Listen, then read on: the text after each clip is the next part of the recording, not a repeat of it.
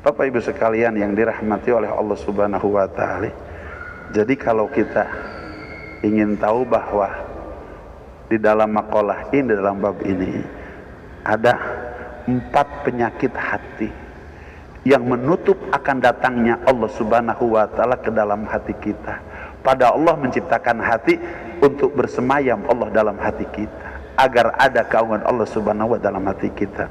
Yang pertama adalah dunia. Yang pertama adalah dunia.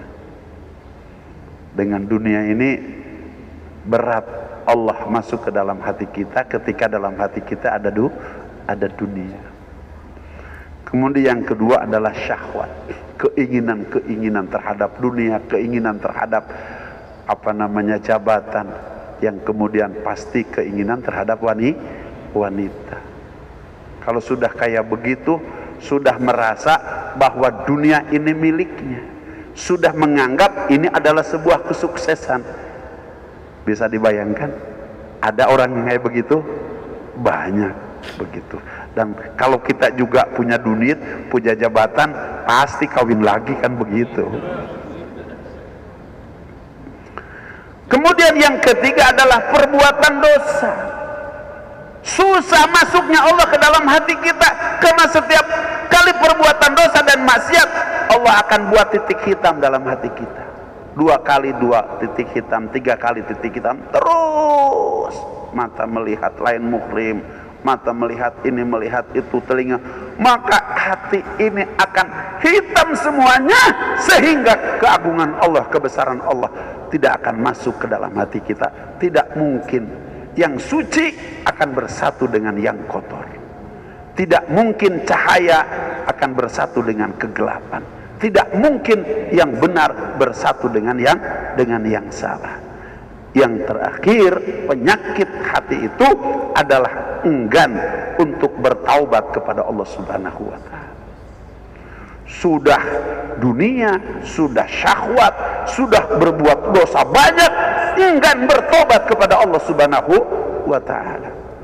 Padahal semua dosa dunia itu, semua dosa syahwat dan dosa-dosa maksiat yang mengkotori setiap hati umat manusia, itu dapat dihancurkan oleh tobat kita kepada Allah Subhanahu wa taala. Allah berfirman dalam Al-Qur'an, ya ayyuhalladzina amanu tubu ilallahi taubatan nasuha. Wahai orang-orang yang beriman, tobatlah kamu kepada Allah seperti tobatnya nasuha. Beberapa waktu yang lalu telah Abah sampaikan bagaimana tobatnya nasuha itu. Nasuha itu adalah habis seorang sahabat Rasulullah yang pernah berzina dengan pacarnya yang sudah meninggal dunia. Dia pikir tidak dapat hidupnya, saya harus dapatkan matinya. Tapi ternyata setelah disetubuhi itu oleh nasuha, bangkit seraya berkata, wahai nasuha, apabila engkau menzinai hakku di hadapan orang tuaku, ketika aku dikuasai oleh ibu dan bapakku, kira-kira bagaimana marahnya ibu bapakku? Hari ini aku sudah di pangkuan Allah, kemudian engkau rebut dan engkau jinahi aku di hadapan Allah Subhanahu wa taala. Betapa marahnya Allah Subhanahu wa taala. Setan yang mengganggu, yang menggoda nasuha, lari terbirit-birit. Maka terjadi sebuah kesadaran dalam diri nasuha. Datanglah kepada Abu Bakar Siddiq radhiyallahu anhu. Datanglah kepada Umar bin Khattab radhiyallahu anhu. Datanglah kepada Utsman bin Affan radhiyallahu anhu, dan terakhir datang kepada Sayyidina Ali radhiyallahu anhu. Maka ketiga sahabat yang memiliki khulafaur rasyidin angkat tangan, tidak sanggup memberikan jalan keluar. Ini dosa terlalu besar. Berzina saja dengan yang hidup besar dosanya, apalagi dengan yang sudah mati. Maka datanglah kepada Rasulullah sallallahu alaihi wasallam. Pada saat datang kepada Rasulullah, Rasulullah tidak berbicara apa-apa. Rasulullah terdiam, berbeda dengan para sahabat. Tidak bisa. Tapi Rasulullah tidak berbicara apa-apa, karena Rasulullah SAW tidak pernah berbicara kecuali wahyu yang diwahyukan oleh Allah Subhanahu wa taala. Karena Rasul tidak menjawab, Nasuha merasa ini dosa paling besar. Kalau Rasul sudah tidak bisa menjawab, maka pergi ke satu tempat, bertobat kepada Allah Subhanahu wa taala, tidak putus asa dengan ampunan Allah Subhanahu wa taala. Pas maghrib datang ayat, walladzina idza fa'alu fahishatan aw dzalamu anfusahum dzakarullaha fastaghfaru lidunubihim wa may yaghfirud dunuba illallah wa lam yusirru ala ma fa'alu wa hum ya'lamun. Ini ayat datang berkenaan dengan nasuha. Di mana nasuha? Dicari, ternyata dia sedang tobat. Habis air matanya, bahkan air mata darah sudah mengalir karena menyesal atas perbuatannya, maka digotong dibawa ke hadapan Rasulullah. Tidak lama meninggal dunia.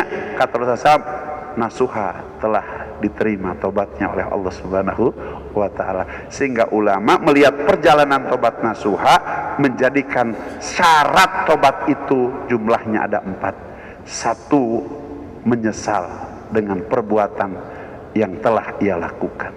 Yang kedua, bersedih. Syaratnya bersedih, harus mengalirkan air mata seperti habisnya air mata nasuha pada saat bertobat kepada Allah Subhanahu wa taala. Kemudian yang ketiga, dia tidak akan melakukan perbuatan yang sama. Kemudian yang keempat, dilakukan setelah syakaratil maut. Mudah-mudahan kita semuanya untuk menguras kekotoran hati karena dunia, kekotoran hati karena syahwat, kekotoran hati karena perbuatan dosa, maka hendaklah tobat, bersihkan maka hati kita dengan tobat. Semua perkara ada alat pembersihnya. Maka kalau kita nyuci baju harus pakai sabun. Kalau kita nyuci kepala, rambut harus pakai sampo. Kalau kita nyuci badan harus pakai sabun mandi. Tapi nyuci hati bukan pakai sabun, bukan pakai sampo, tapi nyuci hati pakai taubat.